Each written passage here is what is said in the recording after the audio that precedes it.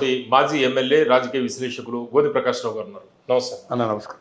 గోని ప్రకాష్ రావు గారు, ఇప్పుడు కేసీఆర్ గారికి కవిత గారు లెటర్ రాయడం అంటే పార్టీలో ఎటువంటి లోపాలు ఉన్నాయి అనేది ఆమె రాశారు. లేటెస్ట్గా కేసీఆర్ గారు చుట్టూ కొన్ని దయ్యాలు చేరాయి అని ఆవిడ చెప్పడం ఇప్పుడు కలకలం రేపుతోంది. అంటే కేసీఆర్ గారు చుట్టూ దయ్యాలు అంటే ఎవరిని దృష్టిలో పెట్టుకుని ఆమె చెప్తున్నట్టు? సార్, ఒకటి ఈ లెటర్ కంటే ముందే మనం లీక్ అనే 2 days బ్యాక్ వచ్చింది. 4th or 5th మీ ఇంటర్వ్యూలో నేను చెప్పాను. నేను అనుకుంటున్నా more than 50,000 దీంట్లో పోయింది. ఫేస్బుక్లో ఎంతో మీద మీరు చెప్పాలి. May 1st నాడు ఆమె మాట్లాడింది. కానీ తర్వాత ఈ కొవ్వొత్తుల ప్రదర్శన యాజ్ ఏ జాగృతి తరఫున కానీ, సామాజిక తెలంగాణ రాలేదని చెప్పడం కానీ, తలసరి ఆదాయము హైదరాబాద్కున్న వికారాబాద్ పక్కకున్న వికారాబాద్ గురించి మాట్లాడడం కానీ, కేటగిరీషన్ ఇవన్నీ మాట్లాడింది కదా. పూలే విగ్రహం గురించి కానీ. ఆమె ఎవరండి? Party member, MLC. నీ పార్టీ ఫోరం నుంచి చేసే స్ట్రెంత్ వస్తుందా? నీవు ఇది రేజ్ చేయడం రేస్తా రైట్, ఓకే. సామాజిక తెలంగాణ జరగలేదు, సామాజిక న్యాయం జరగలేదంటే ఈ 10 ఏళ్ల పరిపాలన మీ నాయనదే కదా. 4 వెల్మాలు కదా, 6 రెడ్లు కదా. దళితుల్లో ఒక్కరికే ఇచ్చిండు కదా. ఫస్ట్ టైం ఒకరికి, సెకండ్ టైం ఒకరికే. మహిళా ఉండి మహిళా పర్సంటేజ్ నువ్వు పార్లమెంట్లో పెట్టాలని పోరాటం చేస్తా, దేశమంతా చేస్తా అన్నావు. నీ దాంట్లో మొదటి క్యాబినెట్లో, మీ తండ్రి క్యాబినెట్లో ఎప్పుడైనా అడిగినావా? మహిళా రిప్రజెంటేషన్ లేదు కదా. సెకండ్ టైం కూడా 2 ఏళ్ల తర్వాత సత్యవతి రాథోడ్ అండ్ సబితా ఇంద్రారెడ్డి గారికి ఇచ్చారు కదా. అటువంటిది ఇవన్నీ మర్చిపోయి ఈరోజు మన కొంతమంది కొట్టరి ఎప్పుడు మీ డాడీ దగ్గర అదే కొంతమందికి మంత్రులకు, శాసనసభ్యులకు కానీ వాళ్ళకి ఇంటర్వ్యూ లేదు. ఉద్యమ కాలంలో లేదు. మీరైతే 2006 వరకు రాలే. 2004లో ఎన్నికైన తర్వాత కేంద్ర మంత్రి, ఇక్కడ మంత్రులైన తర్వాత మళ్ళీ ఉప ఎన్నికల కంటే ముందు మీరు ఇద్దరు వచ్చారు. అప్పటి నుంచి మీరు ఎంటర్ అయ్యారు. అప్పటి వరకు మీ నాయన ఏమన్నాడు? తెలంగాణ నక్సలైట్ ఎజెండానే మా ఎజెండా. నేను మొదటి ముఖ్యమంత్రి దళితుడు 2006 వరకు. నేను మియా బీబీ, నా బిడ్డ కొడుకు అమెరికాలో ఉన్నారు. మీరు ఎందుకు వచ్చిండ్రు? ఎలక్షన్ మూమెంట్లో టికెట్లు అప్పుడు మీ తల్లి కూడా అని ఉంది కదా నీ డెలివరీకి. మీ అన్న అయితే రాలే కదా. తర్వాత ఢిల్లీ కంపెనీకి వచ్చింది కదా, ఇక్కడ సర్వీస్ సపోర్ట్. అంటే రాజకీయాల్లో వస్తే మస్కా ఉంటుందని. అట్లే 2009లో నీవు పోటీ చేయాలి, ఈమె పోటీ చేయాలని నిర్ణయించుకుంది. చివరకు ఒప్పించి కేటీఆర్ను సిరిసిల్ల, ఈయన సిద్దిపేట నుంచి తప్పియాలని చూశాను. ఆయన ఒప్పుకోలే. ఎంపీ అంటే నేను పార్టీకి పనిచేస్తాను డైరెక్షన్. అప్పుడు విధి లేని పరిస్థితిలో కేటీఆర్ను సిరిసిల్లకు పంపించాడు. ఆయన ఎమ్మెల్యే కాకముందే మంత్రి అయ్యాడు. ఆయన ఉద్యమ కాలం నుంచి ఉన్నాడు 2001 నుంచి సహాయకుడుగా, అన్ని ఎవ్రీథింగ్ టోటల్. ఆయన మీ తండ్రి ఒక బిహేవియర్ మీకే చదువుకున్న రోజులో మీరు వచ్చినప్పుడు పెళ్లిళ్ళు కాకముందు మీ ఇద్దరికి వెకేషన్కి వస్తే అప్పుడైతే ఉద్యమం కూడా స్టార్ట్ చేయలే. 2001 కంటే ముందు చెప్తుంది. డిప్యూటీ స్పీకర్గా మంత్రి ఉండే. మీరు 15 రోజులున్నా ఏ ఒక్క రోజు డిన్నర్ లంచ్ చేయని రోజు, మీతో ఒక 15-20 నిమిషాలు హాఫ్ అన్ అవర్ స్పెండ్ చేయని రోజు ఉంది కదా. మీరే మీ తల్లితో ఏదైతుందో పోయి వెకేషన్ ప్రాపర్గా ఈ డేట్ ఆ 15 రోజులు ఉంటా అనుకొని ప్రీపోన్ చేసుకొని 5-10 రోజులు ముందుగా పోయింది కదా. ఇవన్నీ మీకు తెలుసు కదా తల్లి. ఇది మీ కుటుంబము కొన్ని వందల మందిది. కౌరవ సభ ఎట్లయితే సొంతంగా ఒక ఇమేజ్ క్రియేట్ చేసుకోవాలనే కదా. అది ఆ ప్రయత్నంలోనే ఇవన్నీ చేస్తుంది కదా. ఇప్పుడు June 2 కూడా ఏదో ప్రోగ్రాం పెట్టింది కదా మళ్ళా. నువ్వు జాగృతి ఎస్ ఓకే, బతుకమ్మ వరక కొన్ని పేద సాధనలకు ఏదో చేస్తున్నావు. దాని పేరు మీద కొన్ని 100 కోట్లు ఏదైతుందో నువ్వు నీ కంపెనీ తండ్రి పదవిని అడ్డం పెట్టుకొని దాంట్లో జమ చేస్తున్నావు జాగృతిలో. ఇవాళ ఇల్లు కట్టుకున్న ఒకటి మొత్తం హాఫ్ బిల్డింగ్ ఆఫ్ ఏదైతుందో అది దాదాపు ఒక 100 కోట్ల 150 కోట్ల ప్రాపర్టీ ఇప్పుడు ఆ ఇల్లు జాగలుగుతాయి. దాంట్లో హాఫ్ జాగృతి ఒక స్టాఫ్, దానికో సంస్థ ఒక nominated. You're political party member, legislative దాంట్లో నువ్వు మెంబర్. అటువంటిది నువ్వు ఏదైతుందో పార్టీ లైన్కి వ్యతిరేకంగా ఆ ప్లేస్లో ఎవరున్నా కూడా ఇప్పటి వరకు షోకాజ్ నోటీస్ ఇచ్చి సస్పెండ్ ఎక్స్పెల్ చేస్తారు కదా కేసీఆర్ గారు. పార్టీ లైన్ వ్యతిరేకంగా సార్. 10 ఏళ్ళు సామాజిక న్యాయం జరగలేదు. 1 ఎకరానికి వచ్చింది 10 ఎకరాల కదా వచ్చింది. వీనికి అన్యాయం జరిగింది కదా అని చెప్తుంది. సేమ్ కదా రైతు బంధుది. 10 ఏళ్ళు మీరే నెంబర్ 1 అని చెప్పింది కదా అన్నిట్లా. ఈరోజు నువ్వు ప్రతిపక్షంలో ఉండి ఏదో బీసీ మూవ్మెంట్ వస్తుందని కులగనాన్ని ఏదైతుందో ఇష్యూ నువ్వు చేస్తున్నావు అంటే నీవు దీంతో పాపులర్ కావాలని. ఒకటి, జైలుకు పోయిన పరిస్థితి.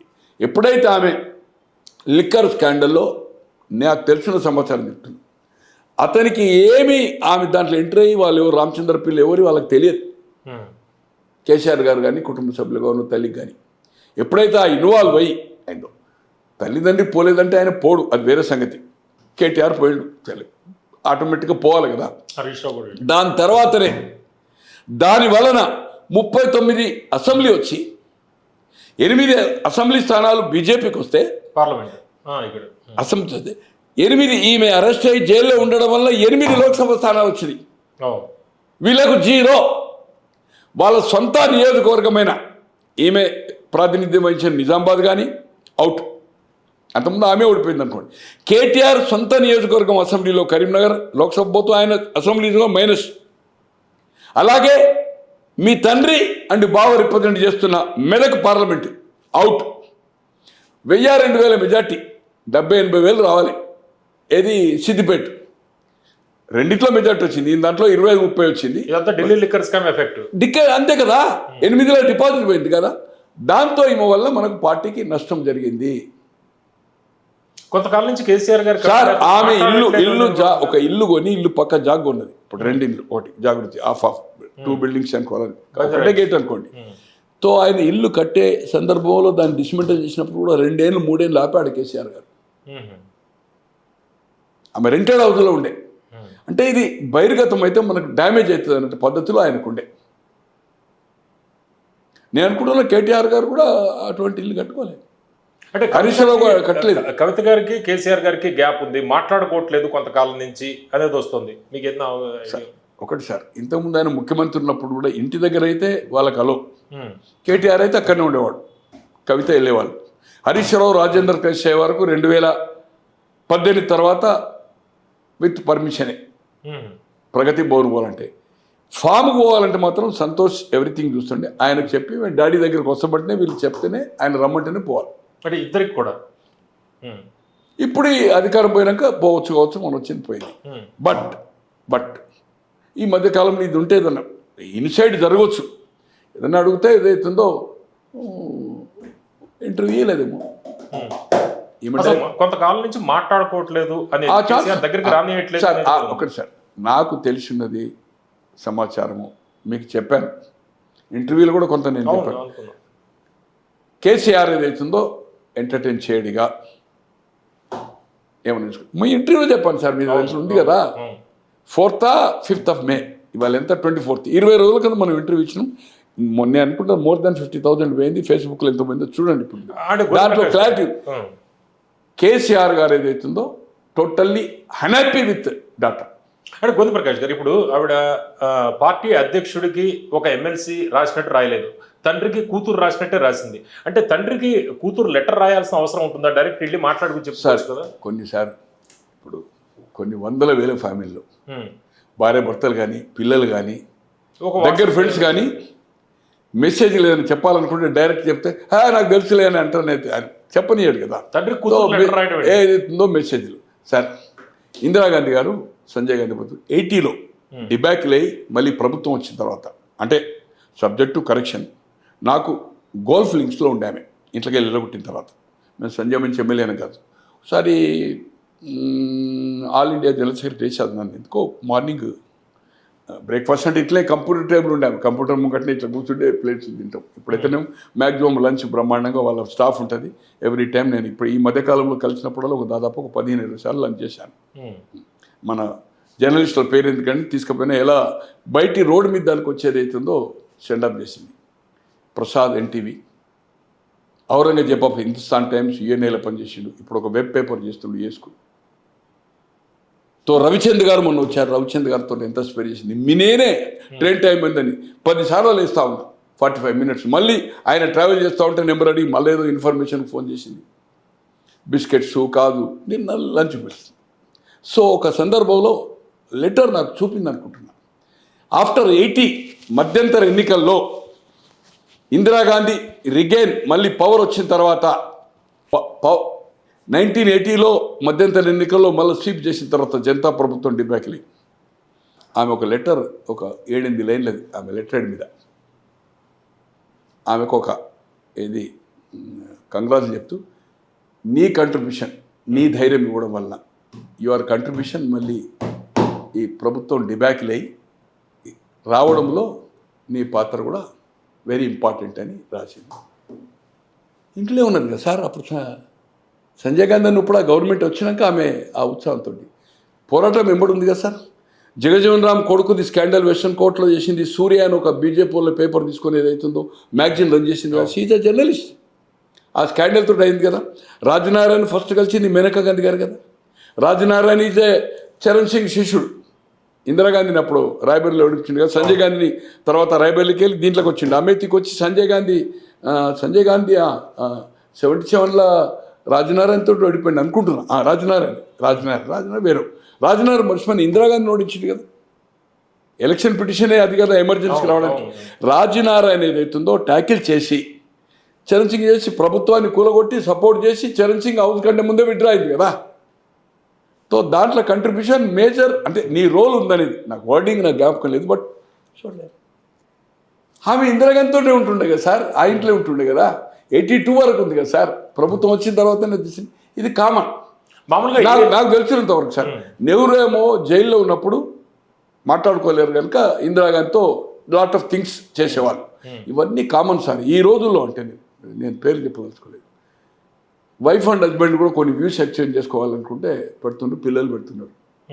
ఏది ఇంట్లో ఉండే ఫస్ట్ ఫ్లోర్ సెకండ్ ఫ్లోర్ మెసేజ్లు పెట్టి ఏదన్నా డైరెక్ట్గా ఉంటే మనం మాట్లాడలేమో ఆ ముఖం చూసి చెప్పలేమో అనే ఉద్దేశంతో ఏదైతుందో పెట్టడం జరుగుతుంది. సార్ లెటర్ది ఏమున్నది సార్. ఓపెన్ అప్ అయింది కదా సార్. ఇవన్నీ ఒక 5-6 ప్రోగ్రాంలు చేసింది కదా. లెటర్లో ఏం పెద్ద ఆమె కొత్తగా చెప్పింది. బహిరంగంగా చెప్తుంది కదా. బహిరంగంగా మాట్లాడుతుంది కదా. అంటే నిన్న ఎయిర్పోర్ట్ లో మాట్లాడిన మటుకు కొంత పెద్ద దుర్మార్గుల ఏమన్నది దయ్యాలు దేవుడు చుట్టూ దయ్యాలు సార్. ఒక్కరంటే దయ్యాలు ఉన్నదని అంటే ఏదైతుందో అన్న కూడా ఆమెకు ఏదో జరిగి ఉంటుంది. అంటే పార్టీలో కుట్రలు కూడా జరుగుతున్నాయి నా మీద అని చూస్తున్నారు కదా. ఆమెనే ఎవరు కాదు అంటే ఇప్పటిదాకా అటువంటి వ్యాఖ్యలు సార్. ఒకటి నేను చెప్పనా సార్. కేసీఆర్ కూతురుగా తప్పితే ఆమె మనం గతంలో కూడా మాట్లాడుకున్నాం ఎక్కువ అంచనా వేసుకుంటుంది. So nothing. అంటే ఎయిర్పోర్ట్ లో సీఎం నినాదాలే చేస్తున్నారు సార్. ఇది మొన్న నిజామాబాద్లో కూడా జరిగింది కదా సార్. నిజామాబాద్ యాత్రలో కూడా జరిగింది కదా సీఎం అని. కేసీఆర్ 2023 కంటే ముందు కూడా ఓపెన్గా ఇగ అవుతాడని దాదాపు ఒక 1 year తర్వాత 2019 నుంచి 20 వరకు 6 నెలల వరకు కేసీఆర్ ఒకసారి బ్లాస్ట్ అయ్యి మై కొయినే అన్నాకనే బంద్ చేసింది కదా. ఓపెన్గా డాస్మిన్ చెప్పింది కదా సార్. కాబోయే ముఖ్యమంత్రిని పద్మారావు డిప్యూటీ స్పీకర్ అంటూ చెప్పింది కదా. అందరు అయిపోతాడు మా సార్ అయిపోతాడు. నాకు చెప్పిన వాళ్ళు ఆ పార్టీ లేరనుకోండి. వెరీ క్లోజ్ కార్పొరేషన్ జన్మవుతాం 100% మా కేటీఆర్ అవుతున్నాను. నేను కూడా టేక్ ఓవర్ ఇస్తున్నాను. మన ఇంటర్వ్యూలో కూడా చెప్పుకున్నాను కదా. There is a chance. ఈరోజు నేను చెప్తున్నా కేటీఆర్ కనుక కేటీఆర్ అహంకారంతో కూడా పోయింది. కానీ ఎప్పుడైతే ముఖ్యమంత్రి అవుతాడో కొన్ని నమ్రత ఉండే అవకాశం ఉంది. ఇప్పుడు రేవంత్ రెడ్డి గారు ఉన్నారు ఎగ్జాంపుల్. గతంలో ఎలాగైతే గతం కంటే ఎక్కువ కూడా ఇప్పుడు అంటే ఈ స్టేట్మెంట్స్ అపోజిషన్ మీద విడిచిపెట్టండి. పర్సనల్ నేను సీఎం అనే పద్ధతిలో ఎమ్మెల్యేలతో కానీ అధికారులతో కానీ మంత్రులతో తోటి మంత్రులతో ఈక్వాలిటీ అన్న ఎలక్షన్స్ ముందర ఉండేది. ఎలక్షన్స్ తర్వాత లేదు. ఇప్పుడు రేవంత్ రెడ్డి గారు ఆ పద్ధతి చేస్తుంది. ఇంతకుముందు ఎలక్షన్స్ కంటే ముందు అలా లేకుండా అలాంటి వాళ్ళు క్లోజ్ ఉన్న వేరే సంగతి. బట్ వెరీ ఒబీడియంట్గా ఏదైతుందో ముఖ్యమంత్రి అంటే నేను ఇంకా ఒక 5 ఏళ్ళ 10 ఏళ్ళు ఉండాలా, నాకు క్రైసిస్ రావద్దు, మర్యాద ఇద్దాం, ఫ్రీడమ్ ఇచ్చింది. ఆయన ఇల్లు ఉండకుండా ఇచ్చింది కదా సార్. ఇంకోటన్నా హెలికాప్టర్ ఆయన పోకుంటే హెలికాప్టర్ మంత్రులు వాడుతుంది కదా సార్. ఏ పోర్ట్ఫోలియో ఇంటర్ఫియర్ అవుతుంది కదా సార్. సో అలాగే ఏదైతుందో ఇతను కేటీఆర్ ముఖ్యమంత్రి ఇస్తే ఒక 10-15 మంది ఎమ్మెల్యేలు ఏదైతుందో చేంజ్ చేస్తుండే. ఆయన యూసులు ఉండే చివరికి అనౌన్స్ చేసిండు. చేంజ్ చేస్తే 45-46 రీచ్కి వస్తుండే అండి. అంటే ఎలక్షన్స్ వీళ్ళని కొందరిని ఇప్పుడు పొంగిలేట్లు లాంటి వాళ్ళను బయటకు పోనీయకపోతున్నాయి. అంటే ఢిల్లీ లిక్కర్ స్కామ్ తర్వాత ఏడాది తర్వాత ఇప్పుడు కవిత గారు మాట్లాడడం వెనకాల ఎవరైనా ఉన్నారంటారా? ఎవరైనా నడిపిస్తారా? ఆమె ఎవరు లేరు. మొండి పిల్ల, ఓవర్ అంబిషియస్, డబ్బులు ఇష్యం కానీ ఆమె అంటే రేవంత్ రెడ్డి గారు ఉండొచ్చు అనేది కొంతమంది బీజేపీ వాళ్ళు అంటున్నారు కదా.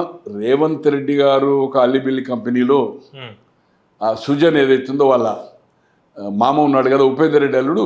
ఇప్పుడు జయపాల్ రెడ్డి గారు, పద్మారెడ్డి గారు ఇంకోతారు, ఆయన కొడుకే Sujan, is a very close. అప్పుడు ఏదో ఒక కంపెనీలు ఏదైతుందో మీకు తెలుసు కదా, ఒక కంపెనీ నుండి మళ్ళీ విడ్రా అయిపోయాడు అనుకోండి. బట్ ఒకటి, ఈవెన్ టీఆర్ఎస్లో పనిచేసిండు, కవితతో బాగానే ఉండే కదా, వాళ్ళ తల్లితో ఉండే కదా, కేటీఆర్తో ఉండే కదా ఆయనకు సంబంధాలు 2007 జెడ్పీటీసీ వరకు. తో ఈజ్ యాక్టివ్. అప్పుడంటే ఏం కాలే అనుకోండి, ఎమ్మెల్యే కాలేదు, తర్వాత వర్కింగ్ ప్రెసిడెంట్ కాలేదు. తో మంచి సంబంధాలు కేటీఆర్తో కానీ కొట్టుబడేయడానికి లేదు. లేదు ఇప్పుడు రాజకీయంగా ఎప్పుడైతే జైల్లో ఓటుకు నోటేసిందో అట్లా అదైతుంది తప్పితే ఒరిజినల్గా ఉండే. అయితే అట్లే కవితతో అప్పుడు ఉన్నప్పుడు ఏదో కంపెనీలో చేయొచ్చు. బట్ ఆమె కాంగ్రెస్ వస్తే బెనిఫిటో, షర్మిలి దానికి వాళ్ళ ఎపిసోడ్ దీనికి సంబంధం లేదు, ఆమెను తీసుకుంటున్నాం. కలంకం లిక్కర్ దాంట్లో సార్ ఆమెకి ఏం సంబంధం లేకపోతే రామచంద్ర పిల్లి అయిన స్వయంగా చెప్పిండు వాడు, నేను బినామీ నామినల్ హోల్సేల్లా. రామచంద్ర పిల్లే పార్టీ మెంబరా, నీ బంధువా, తెలంగాణ వాసియా, ఎప్పుడన్నా ఎవరికైనా కనిపించిండా, ఎవరినైనా కనిపించిండా, నీ పార్టీ ఆఫీస్కి వచ్చిండా? అతనితో నువ్వు తిరుపతి విఐపి దర్శన్ ఫోటోతో మ్యాగజైన్స్లో, నేషనల్ మ్యాగజైన్స్లో వచ్చింది కదా. సిగ్గుండాలా? నాకేం సంబంధం లేదు, నన్ను బీజేపీ ఇరికించింది, వేధించింది. ఏం వేధించింది నేను?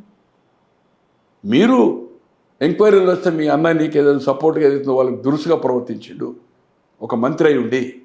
సో ఖచ్చితంగా ఏదైతుందో ఆమె లిక్కర్ దాంట్లో ఇన్వాల్వ్ కావడం వల్లనే డ్యామేజ్ అయింది.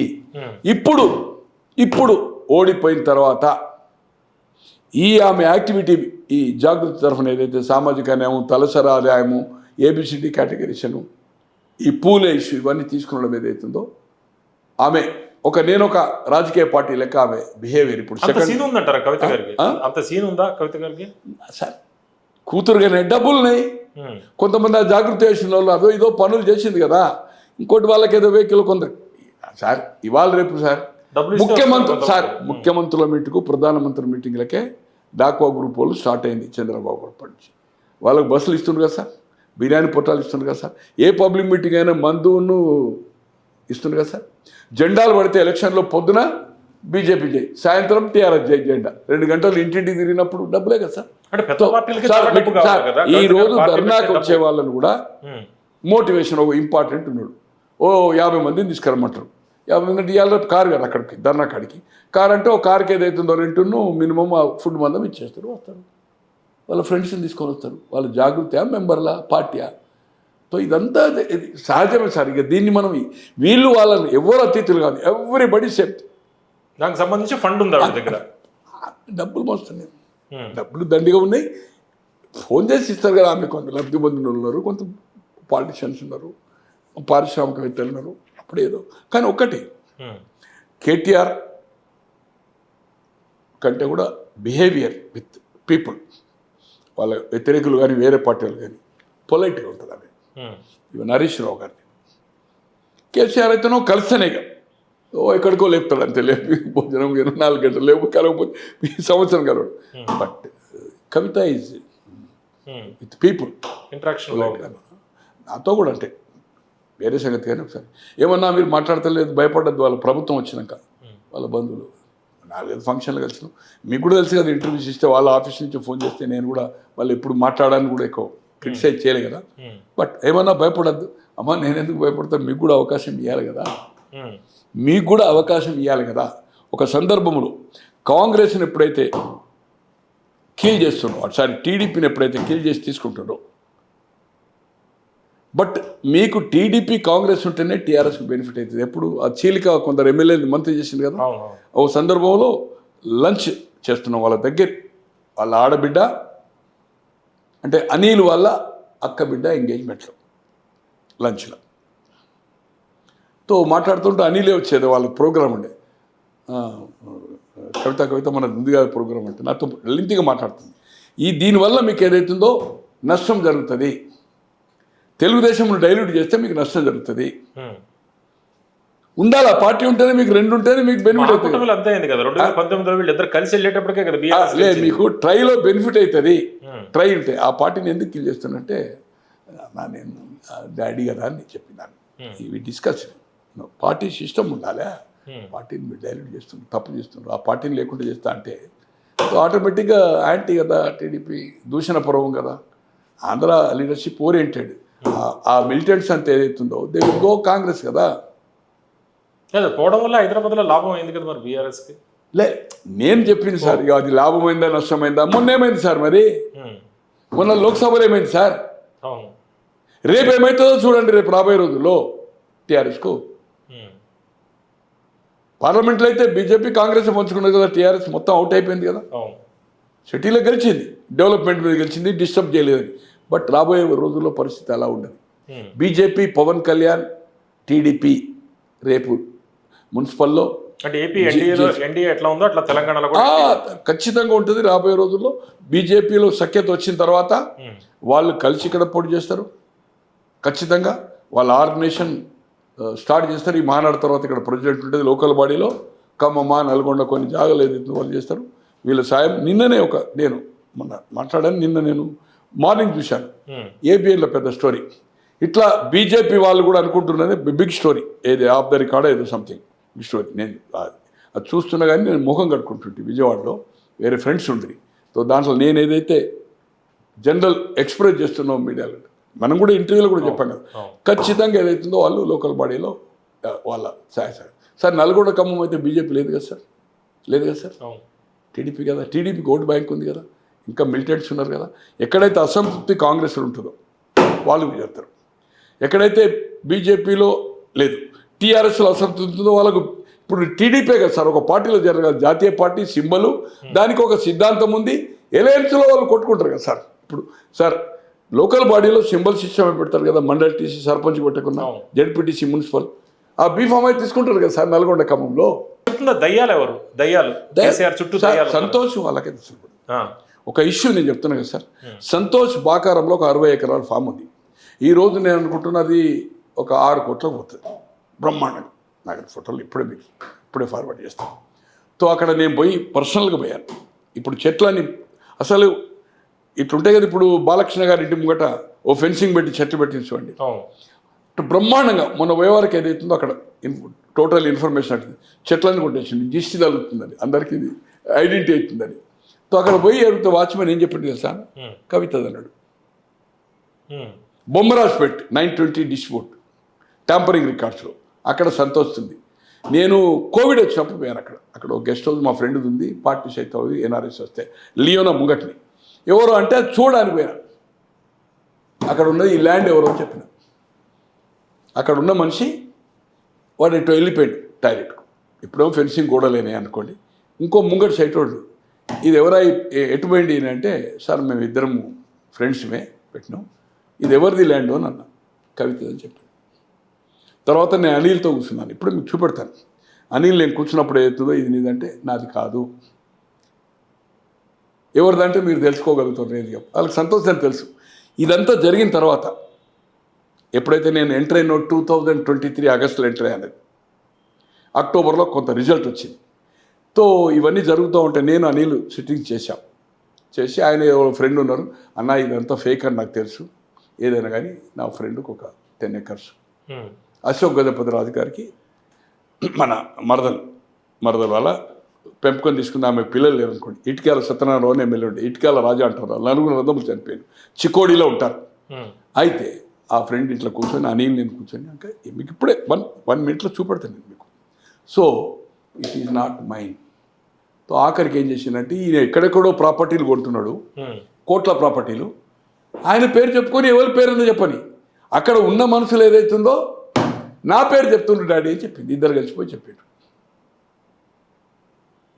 ఇక వాళ్ళు న్యాచురల్గా వెళ్తారు కదా, ఏమన్నా ఏం తమాషా చేస్తున్నావా నువ్వు అక్కడ పోతే పోయి ప్రకాశ్రావు గారు పోతే చెప్పిండ్రు, ఎవరు చెప్పిండ్రు, ప్రకాశ్రావు గారు చెప్పిండు అని అనిల్ కూడా చెప్పింటాడు కదా. కాకుండా వాళ్ళకు డిఫరెన్స్ ఒపీనియన్ ఉంది. ఆయన పెత్తనం ఏంది, మేము కన్నా ఆయన చేసింది ఏంది, మాకంటే ఎక్కువ సంపాదించుకున్నాడు అనేది వీళ్ళ భావన. కేటీఆర్ కూడా సంతోషంతో బాగాలేదు. హరీష్ రావు దీంట్లో ఈ పాలిటిక్స్ లేడు అనుకోండి, ఎందుకంటే కొంతకాలం దూరం కూడా ఆయన కూడా దూరం పెట్టాడు అనుకోండి. సో ఇప్పుడు ఏమైతుందా ఏం సంగతి అనేది పక్కన. అయితే మాకంటే ఎక్కువ డబ్బులు సంపాదించాడు, ఆయనకున్న ప్రాపర్టీస్ మీద అక్కడ ఉన్న మనుషులు నా పేరు చెప్పడం ఏందని వాళ్ళ డాడీతో చెప్పారు. దాని తర్వాత ఆయన రిపోర్ట్ తెప్పించుకున్నాడు, అధికారులకు చెప్పాడు. పేర్లు చెప్పాను నేను, ఆల్రెడీ నేను చెప్పింది కూడా మీ దాంట్లో టెలికాస్ట్ అయింది ఉంది, ఆ బొమ్మరాజ్ పెట్టింది. ఎవడు దాంట్లో మీరు ఎవరు వచ్చినా మల్లిగాడు అంటే మల్లారెడ్డి సంతోష్, ఎవడు వచ్చినా కూడా మీరు ఫోన్లు చేయొద్దు అధికారకు. చూసిండ్రు కదా మీరు దాన్ని డాక్యుమెంట్ అంతా. నో అడ్డుపడద్దు, చట్టం ఏది ఉంటే అది ఇస్తుంది యాజ్ ఫర్ కోర్ట్ అని చెప్పాడు. ఇంత ఎలక్షన్ అయింది, ఎలక్షన్ అక్టోబర్లో అవార్డ్ అయింది, ఎలక్షన్ అయింది. ఇది మీ దాంట్లో ఇంటర్వ్యూ చేసి మీ దాంట్లో టెలికాస్ట్ అయింది, ఏదో లైవ్ అయింది ఢిల్లీది. మళ్ళీ గాడు వచ్చినా అంటే మల్లారెడ్డిది కూడా ఉంది అసలు సంతోష్. చాలా మంది గోవింద ప్రకాష్ గారు ఇప్పుడు 2 స్టెప్పులు. ఒకటి కేసీఆర్ గారు ఈ కవిత ఇష్యూలో నెక్స్ట్ ఏ విధంగా రెస్పాన్స్ ఉంటుంది? సార్ నేను కవిత గారు పార్టీ పెట్టే ఆమెకు పార్టీలో పార్టీ పెట్టుడు అనేది సార్, పార్టీలు చాలా మంది పెట్టిండు. అంటే పార్టీ మారే అవకాశం ఉందా? పార్టీ ఎవరు చేర్చుకుంటారు అనేది కాదు, ఆమెకు ఎవరో దొరుకుతారు, పైసలు ఉంటాయి, ఆప్షన్స్ ఏముంటాయి దగ్గర, పార్టీ పెడతారు. నిన్న ఇప్పుడే అది 2 ఇయర్లీ ఇది చాలు సార్. పెళ్లి కావాలి, శోభనం కావాలి, 9 నెలల 7 నెలలు అయితే చచ్చిపోతుంది, 9 నెలలక పేరు పెట్టాలంటే అప్పుడే మీరు పేరుకి వస్తే ఎట్లా సార్? పార్టీ ఇంకా ఉండని సార్, కథ ఏదైతుందో సస్పెన్స్ ఉంచాలో ఏదైతుందో పార్టీ పెడుతుందా అంటే ఓవర్ అంబిషియస్ పెడుతుంది. ఎవరు 1-2 సీట్లు తీసుకుంటుంది కావచ్చు రేపు. ఆమెకు డబ్బులు ఉన్నాయి, డబ్బులు చందాలు బెదిరిస్తుంది, మీకు సాయం చేసిన అంటది. అంటే చందాలు ఇదివరకు వస్తుంటే ఇప్పుడు పార్టీ నుంచి బయటకు వస్తే ఉంటుంది ఆ వాల్యూ, ఏదో వస్తుంది. కానీ ఎవరు రారు సార్, డబ్బులు ఏదో ఒక లేబులు కేసీఆర్ డబ్బులు ఎవరో దాంట్లో రేపు బీజేపీ వాళ్ళు కాంగ్రెస్ వాళ్ళు రేపు ఇన్వాల్వ్ అయ్యి ఆమె వాళ్ళు చేస్తారు ప్రొటెక్షన్. ఇప్పటి వరకు అయితే ఎవరితో ఆమెకు లేదు.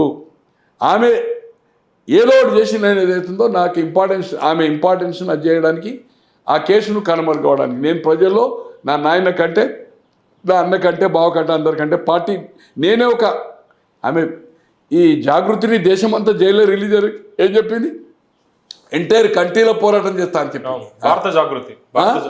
భారత జాగృతి వాళ్ళ నాయన ఎట్లా పిట్టల దొరనో ఈమె కూడా అంతే పిట్టల దొరసాని. భారత జాగృతి చెప్తాట 10 మందిని కిరాయిలో చూసుకొని బయటకు వెళ్ళడం వల్ల లాభమే, ఖచ్చితంగా బీఆర్ఎస్ లాభం జరుగుతుంది. ఈమెను దూరం పెడితేనే లాభం జరుగుతుంది. ఢిల్లీ లిక్కర్ స్కామ్ మచ్చపోతుంది. ఆమె మాకు తెలియదు. రేపు అవకాశం వస్తే మాకు అసలు మా నోటీసులు వాడు రామచంద్ర పిల్లలు ఈమె దాంట్లో ఇన్వాల్వ్ అయ్యేది తెలియదు మాకు. అది నిజం కూడా. వాళ్ళకు ఆమె చేసే డీల్ ఏదైతుందో తండ్రితో బ్రదర్తో చర్చించారు. ఆమె ఓన్ డీల్, ఆమె ఉద్యమప్పుడే డీల్ ఆమె సపరేట్. ఉద్యమప్పుడే ల్యాండ్ చూపెట్టింది, నా ఫ్రెండ్కి ఒక ఆయనకి పెట్టింది హైటెక్ పెట్టిట. అరే మళ్ళీ ఆయన డాక్యుమెంట్ చూసే వరకు అది పర్ఫెక్ట్ లేదు, ఇది లేదమ్మా, మనం పోయినాక జై తెలంగాణ అందాం అని చెప్పి జై తెలంగాణ అందాం. యుఎస్లో వాళ్ళ భర్తకు ఫ్రెండ్, ఆమె కూడా నా మిత్రుని ఇంటికి పోయి 5 hours కూర్చున్నది 1-to-1. ఓకే, 1-to-1 ఏది యుఎస్లో.